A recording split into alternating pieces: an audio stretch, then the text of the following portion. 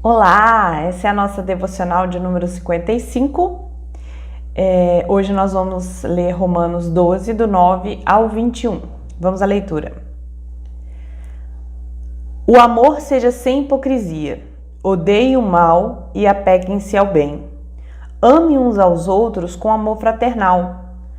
Quanto à honra, deem sempre preferência aos outros. Quanto ao zelo, não sejam preguiçosos. Sejam fervorosos de espírito, servindo ao Senhor.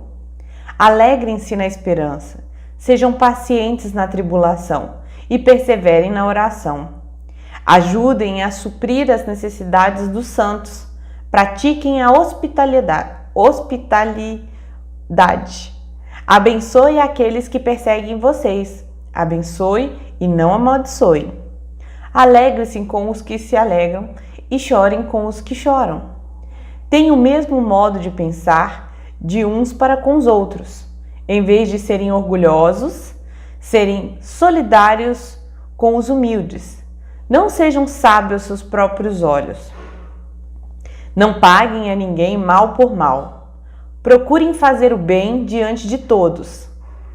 Se possível, no que depender de vocês, vivam em paz com todas as pessoas.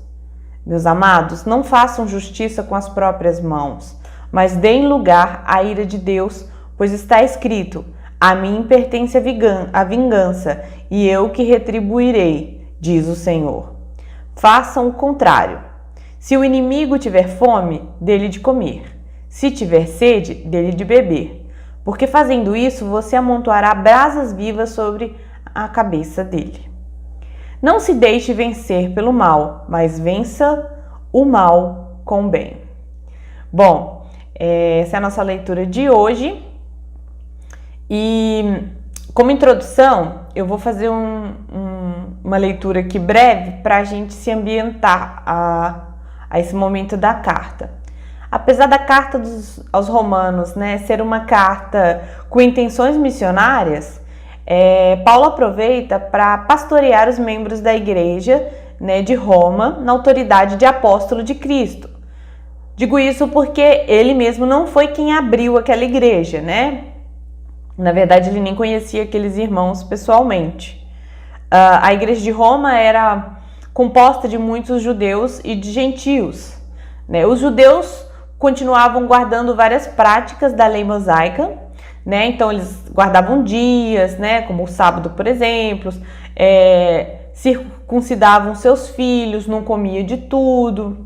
Por outro lado, os gentios cristãos, comiam de tudo, Então não tinha as mesmas práticas desses cristãos judeus, que veio de origem do judaísmo.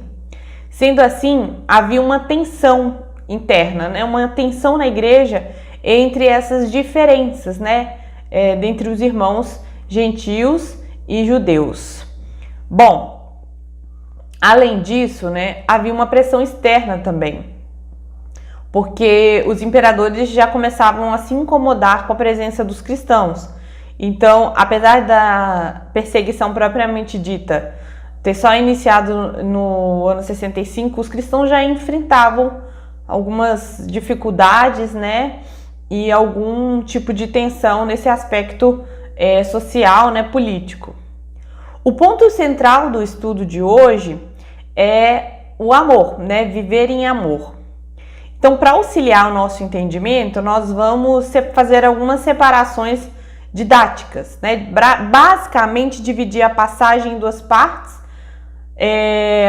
como nós devemos amar os irmãos em Cristo e a Deus, e no caso auxiliar nessa questão da tensão interna entre os cristãos judeus e gentios, e também para amarmos os que nos perseguem, tratando ali dessa questão dos perseguidores dos cristãos ali naquele período. Bom, eu não vou então ler os versículos, estudar, analisar os versículos na sequência normal. Eu vou pegar ele conforme essa divisão. Por exemplo, amar aos irmãos, Amor aos irmãos. Então, vou falar dos versículos que tratam propriamente dito desses temas, Então, o 9. O amor seja sem hipocrisia. Aqui nós vemos que a palavra hipocrisia, ela vem de hipócrita, né? Que era o nome dado a um ator que transmitia uma emoção, uma realidade que não era verdadeira, não era o que ele estava sentindo, né? Ele estava atuando. Portanto, Deus nos pede que nós expressemos um amor verdadeiro, genuíno, né? Veremos nessa passagem que o amor é muito mais que um sentimento, né? Então, assim, talvez as pessoas falem, mas como é que eu vou mudar o que eu sinto, né? Na verdade, assim, né? O Espírito Santo, mesmo se tratando do sentimento, ele trabalha nas nossas vidas. Mas nós estamos falando aqui do amor que é expressado por atitudes, né? E o amor cristão, ele não é medido pelo seu receptor, né? Pois nós devemos amar amigos e inimigos, conforme nós lemos nessa passagem. Mas basicamente, nessa primeira parte, vamos enfatizar a questão, né, do amor ser verdadeiro, dele ser genuíno. Vamos para o verso 10. Amem uns aos outros com amor fraternal, né? E quanto à honra, deem sempre preferência aos outros. No verso 10, o amor fraternal é um amor entre irmãos. Então, devemos amar os nossos irmãos como uma família. Depois, inicia uma expressão prática desse amor fraternal, né, que é dar honra primeiro, né, a outra pessoa em vez de buscar sua própria honra. Ou seja, você dá preferência para outra pessoa, né, do que buscar isso para você diretamente. Então, esse é o amor fraternal, né? Paulo que está falando pela questão do convívio dos irmãos. E aí, nós vamos analisar o verso 13. No verso 13, está dizendo assim: ajudem a suprir as necessidades dos santos, pratiquem a hospitalidade. Lembrando que os santos, o significado de santos não é o sentido pleno da palavra. Quando falamos de santos, né, nos referimos a santos, às vezes até as pessoas veem isso com arrogância, porque a gente comete erros e fica se chamando de santos. Mas na verdade é santos no sentido de separados para o Senhor, separados desse mundo, né, para Deus. Então, nós podemos ver aqui, nesse verso 13, que, olha só, ajudem a suprir a necessidade dos santos. Gente, isso significa que os santos, separados por Deus, os eleitos do Senhor, terão necessidade. Isso é inegável. A pessoa de Deus, a pessoa, né, salva, ela também vai ter necessidade nessa vida, e isso é natural. E o que Paulo está dizendo é que, como igreja, né, nós devemos nos atentar à necessidade dos nossos irmãos e suprir essas necessidades como igreja, né, para cada irmão, né?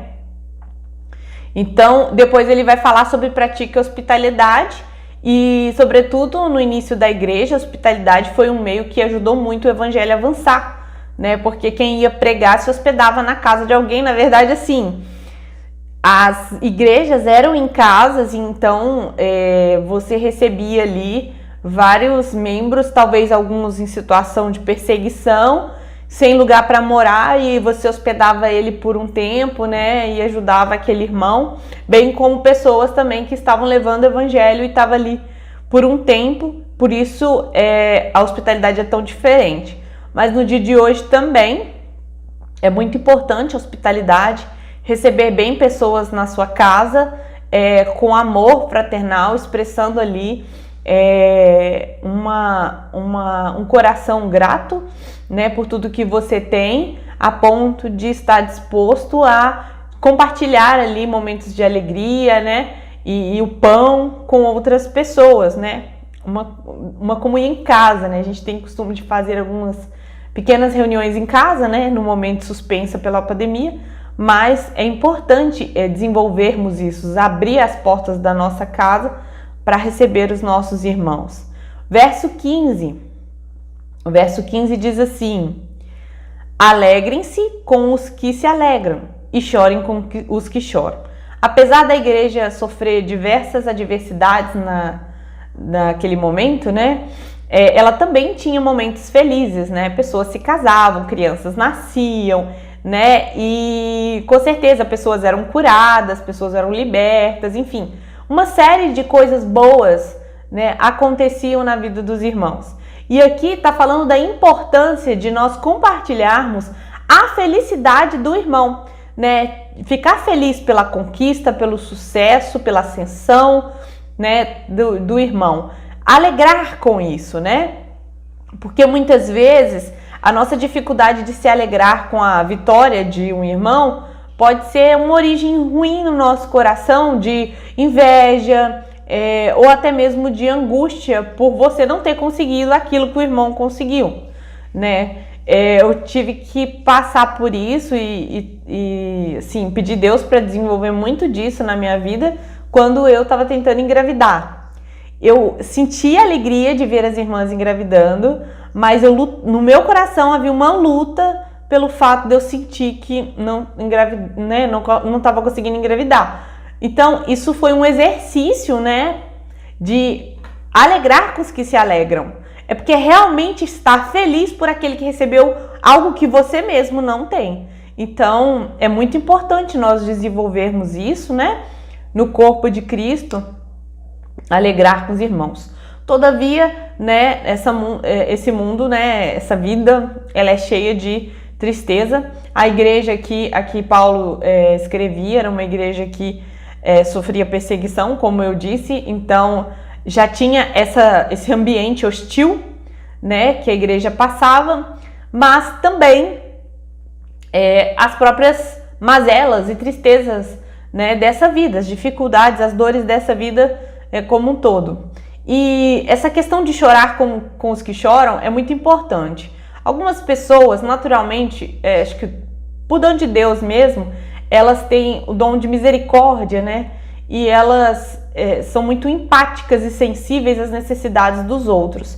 E às vezes a necessidade ela não é material, às vezes é uma necessidade emocional, a necessidade de tomar um café junto, de conversar, de abrir o coração, enfim, de chorar. Existem coisas e momentos na vida que a gente não tem poder para fazer algo para mudar substancialmente, né? A pessoa tá com fome, a gente abre a despensa de vídeo que tem, ajuda aquela pessoa, né? Reúne todo mundo e ajuda. Amém.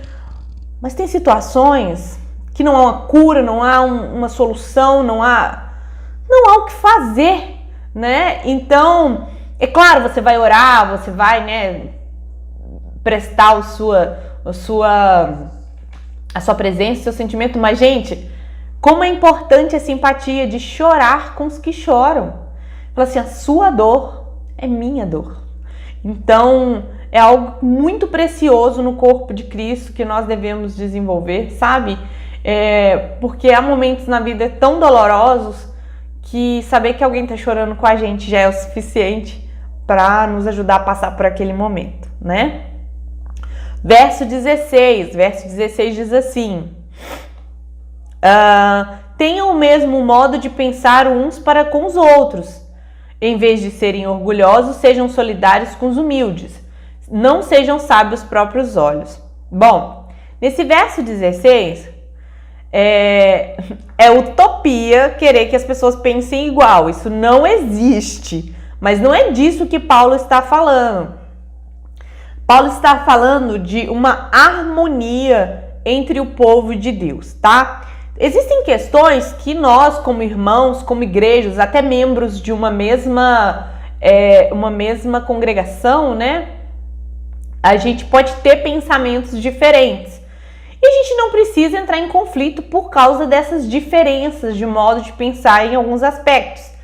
Obviamente, nós não estamos falando das bases da fé cristã e do evangelho, a qual a gente não deve abrir mão nunca, né? Porque estamos falando propriamente de heresias, mas não, outros aspectos, né? Questões escatológicas, né? Enfim, outras questões em que a gente não precisa entrar em confronto ou julgar o irmão por pensar daquela maneira, enfim. mas buscarmos uma forma de conviver e pensar em harmonia. Nas questões fundamentais devemos concordar, né, e pensar de modo semelhante, né? Então, se a questão não for uma questão central para o Evangelho, não precisa a gente entrar em conflito, se desgastar de maneira nenhuma. Paulo também, ele nos chama aqui atenção sobre ser solidário com as pessoas humildes. Esse trecho do 16 pode ter dois significados. Ele está chamando você a ser solidário e humilde, como também você ser solidário com os humildes. Essa versão que eu li, ela é mais para essa segunda interpretação. Mas pode ser as duas coisas. Paulo pode estar dizendo as mesmas duas coisas. Isso não ficou muito claro. De nós sermos humildes e serem solidários. Mas pessoas mais simples, mais humildes, a gente não destratar, a gente não desmerecer, a gente não deixar de lado no corpo de Cristo, falar com todas as pessoas, tratar com o mesmo amor, respeito, carinho para com todas as pessoas. Então Paulo nos chama a ser solidários, né, com aqueles mais humildes. Paulo nos chama a ser solidário com pessoas humildes e não viver em arrogância, altivez, né, mas humildade no coração. Isso é importante para que a igreja de hoje viva realmente uma unidade, né, e ninguém se ache melhor ou se sobreponha sobre outros irmãos, né, pela simplicidade que eles tenham. Então, o que nós podemos ver aqui?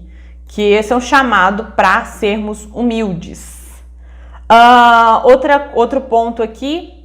Aí, pois bem, Paulo aqui tratou dessa questão do amor entre os irmãos, né? Amor fraternal, amor verdadeiro, genuíno e tal.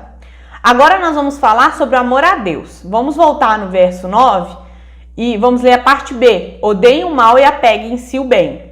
Isso está relacionado ao nosso amor para com Deus. Os deuses romanos, eles brigavam entre si, se degladiavam, né? Viviam em conflito e o que acontece? O mal era muito tolerado na cultura romana, né? Então, não só romana, greco-romana também, né?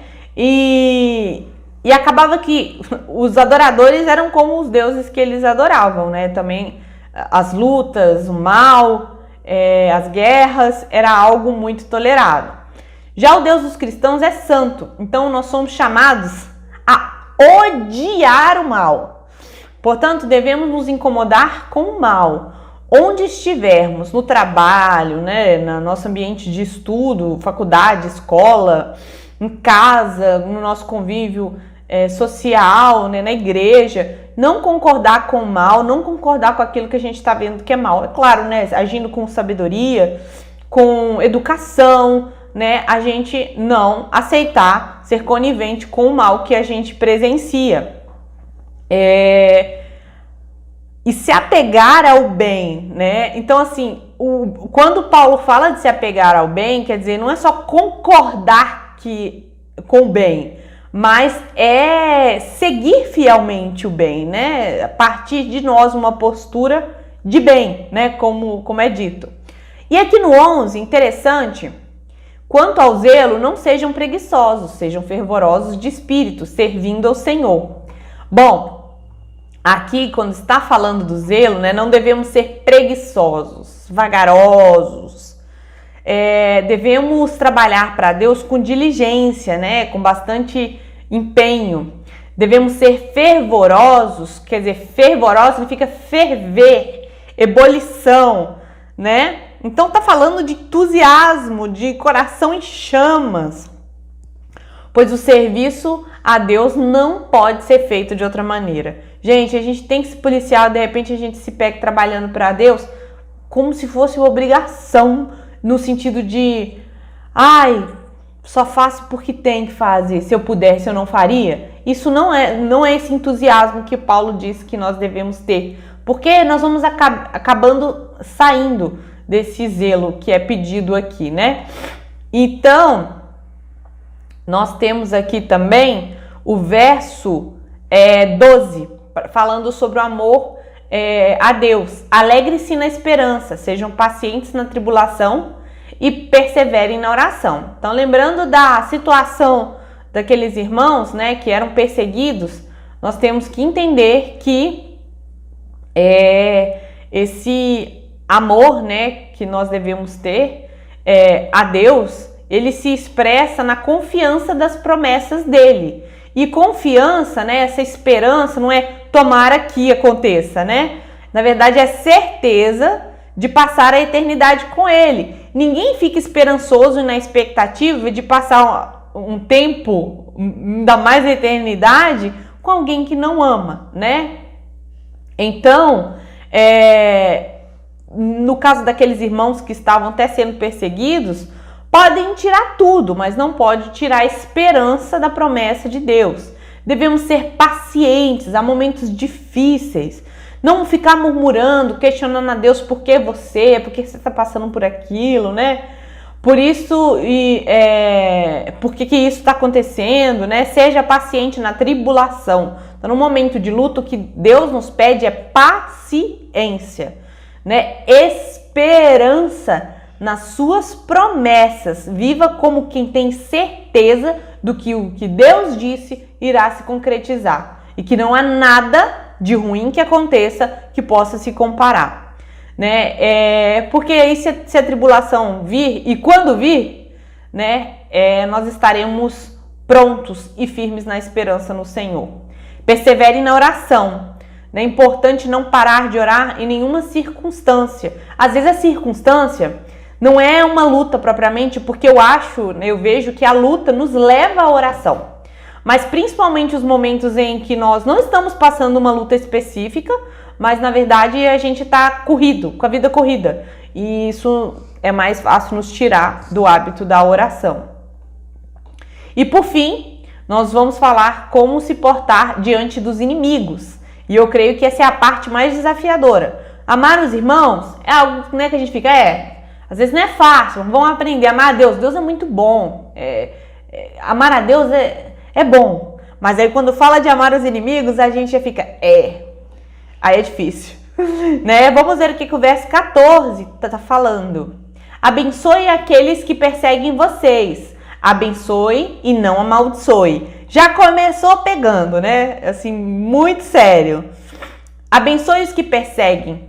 Pode nos parecer difícil fazer isso, mas vamos lembrar de Estevão, que estava sendo apedrejado e pediu a Deus para que o pecado daqueles que o apedrejavam não fosse imputados a ele no momento de momento que estava morrendo, né? Então, vimos que é possível, né? E o maior exemplo de todos que a gente pode citar aqui, que é o exemplo de Cristo na cruz, né? Pedindo ao Pai que perdoassem, né, aquelas pessoas que o estavam condenando injustamente, porque eles não sabiam o que fazia. Cristo intercedendo, clamando pelos inimigos, né, que estavam ali. E aqui é bem enfático o pedido para abençoar, né? Então, assim, abençoar os inimigos, não amaldiçoar. Quer dizer, não é só não amaldiçoar. Muitas vezes a gente tem o hábito de falar assim, olha, eu não desejo mal para aquela pessoa, mas sabe, ela é difícil, né? Mas também não tá desejando bem. Não, o pedido é para não amaldiçoar e para abençoar. Então, quando fala abençoar, é não desejar o mal, sim, mas desejar o bem também, né? E o verso 17, que tá falando assim, não paguem ninguém com mal por mal, procurem fazer bem diante de todos. Aí vem a prática explícita. Não paguem o mal com mal. O mal que é recebido do outro não nos dá o direito de devolver na mesma moeda. Ao contrário, quando recebemos o mal, devemos devolver com o bem. As pessoas que nos cercam não vão ver esse testemunho, né? Pague. Isso quer dizer assim, para você dar o testemunho pagando suas contas, quem você deve, o que você prometeu você cumprir, ser um cidadão de bem e tudo mais. Daí você tem, de repente, sei lá, uma pessoa que lhe fala mal de você, lhe afronta, lhe incomoda. O jeito de você responder essas atitudes é com o bem. Não é ignorando, não é sendo indiferente, é com o bem. E o 18, que tá falando: meus amados, não façam justiça com as próprias mãos, mas deem lugar à ira de Deus. Pois está escrito: a mim pertence a vingança, e eu é que retribuirei, diz o Senhor. Temos que confiar na justiça de Deus, porque verdadeiramente Ele é justo. Então, esse verso 19 é para a gente confiar que qualquer justiça, qualquer vingança, para a gente não ficar irado, para a gente não maquinar, devolver nada para aquela pessoa, retribuir ela ou dar a volta por cima, porque justamente, né, mostrar que você não tem sangue de barata, esse tipo de coisa. Não, a vingança é do Senhor e é Ele que retribuirá o mal com justiça, né? E o verso 20, que fala: façam o contrário, né? Se seu inimigo tiver fome, dele de comer, se tiver sede, dele de beber, porque fazendo isso, você amontoará brasas vivas sobre a cabeça dele. Gente, quando a pessoa é grossa com você, quando a pessoa é ríspida, ou faz uma coisa muito desagradável com você, sobretudo em público, né? Aí você vai e tem uma atitude completamente oposta. Faz algo que ele nunca esperaria que você fizesse. Isso traz para aquela pessoa, gente, um peso na consciência, sabe? Uma angústia, uma vergonha, um arrependimento muitas vezes, né? E isso aí, a brasa na cabeça daquela pessoa é aquilo fritando na cabeça dela, né? E é uma ótima forma também de nós levarmos o evangelho e o amor de Deus, é isso, né? Mostrando um amor que o mundo não consegue entender. E por fim, o 21, que fala pra gente não deixar vencer o mal pelo mal, mas vence o mal com o bem, que é um resumo de tudo que nós falamos, né? Não é a mesma medida para o que nós recebemos, pelo contrário, não é zero mal, é mais bem, né? Então, é uma resposta de atitudes positivas, boas. Mas lendo tudo isso, a gente pensa: meu Deus, é muito difícil, eu não consigo. Nem eu, nem você conseguimos pelos nossos esforços, só pelo desejo de querer conseguir. Não. Nós confiamos isso baseado em Romanos 12, 1. Romanos 12, 1, que vai falar: mas pelas misericórdias, né? E é pelas misericórdias de Deus que nós confiamos, né, na possibilidade de viver dessa maneira, né? Portanto, irmãos, pelas misericórdias de Deus, é pela misericórdia de Deus que todas essas coisas são alcançadas. É Ele quem nos faz aptos para praticar tais coisas, né? Uma breve aplicação aqui, eu já falei muitas aplicações, mas algumas que eu não citei. O evangelho vem para nos libertar do pecado, ou seja, é uma mudança de vida, de forma de pensar, falar e agir, né? O evangelho ele nos desafia muito como seres humanos. O evangelho nos chama um amor verdadeiro, prático, independente daquele que seja o alvo, amigo ou inimigo. Devemos amar a Deus, amigos e inimigos, e servir a Deus com alegria. Deus não fará justiça completa nessa vida. Então a gente vai vendo injustiças nessa vida, tá? Mas haverá um momento em que justiça será feita. Então não coloca a sua expectativa em governantes, né? Em grandes mudanças sociais, né? Nada nesse tempo vai ser justo o suficiente para colocar cada coisa em seu lugar, né? Nossa esperança está em Deus e Ele fará tudo ao seu tempo e de maneira perfeita. Outro ponto é a teologia da prosperidade, né? Que aqui pode enfraquecer a igreja, ensinando ela que se ela for fiel nos dízimos, nas ofertas, nas campanhas, nas orações, enfim, que ela vai ter uma vida bem-sucedida, terá ausência de necessidades. E aqui nós vimos que os santos têm necessidade, a igreja é chamada a ajudar esses santos, né? Então, nos esmeremos em aprender a palavra. Por quê? Quando a tribulação vir, quando a luta vir, individual ou para a igreja como coletivo, nós devemos estar preparados na palavra. Por fim, sabemos que nós mesmos, né, já disse isso, não conseguimos ir sozinhos, mas as misericórdias do Senhor é o que nos capacita, né, para fazer, né? A realização de todas essas coisas é além de nós, porque Cristo é quem faz essa obra milagrosa nas nossas vidas. Amém? Glória a Deus por isso. Vamos orar. Senhor, nós te agradecemos por este estudo. Agradecemos porque vimos, ó Deus, o Senhor sendo claro, prático, como devemos amar os nossos irmãos, com amor fraternal, um amor verdadeiro. Nós aprendemos aqui que devemos te amar e te servir com gozo, com alegria, com diligência. Aprendemos também que devemos amar os nossos inimigos. E, ó Deus, apesar de qualquer coisa, a nossa esperança deve estar em Ti. Te agradecemos por esse aprendizado. Ajuda-nos a colocar em prática, ó Deus, pela obra maravilhosa do Teu Espírito Santo na transformação do nosso caráter. Mais e mais semelhante a Ti, no nome de Jesus. Amém.